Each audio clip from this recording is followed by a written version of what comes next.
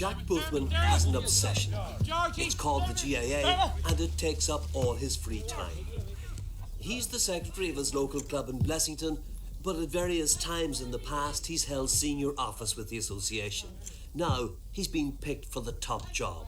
It's a pretty awesome task, but still I'm delighted anyway to be in such a position. Just how awesome that task will be has been brought home by the volume of mail he got for weeks after his appointment. Most of it's congratulations, and all of it emphasising the interest GAA members have in their association. Jack Boothman earns his living as a government vet in a Kildare meat factory, and he intends to continue that work and carry the weight of 3 years as GAA president. And over those 3 years, he'll have to be prepared for controversy. Certainly when it comes to issues like using GAA pitches for soccer, he takes the traditional view.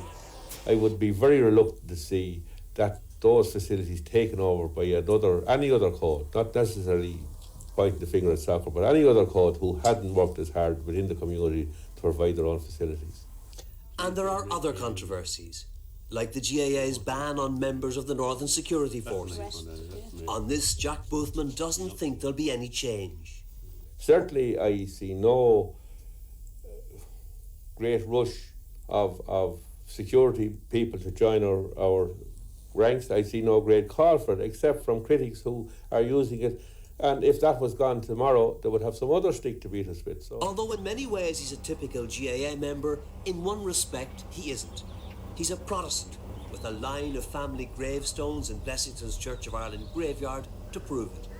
He'll be the first Protestant to make it to GAA president. It was maybe regarded as a 9-day wonder outside of the association. Within the association, it was no big deal. At school, he played rugby.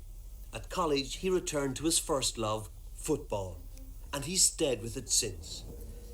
As to why more Protestants weren't involved, that he thinks may have been because the matches were on Sundays. Provided then we attended to our religious duties, our family, mother and father were very liberal with us. We could go where we liked, so we naturally gravitated to the only action there was on a Sunday, which was the local football field.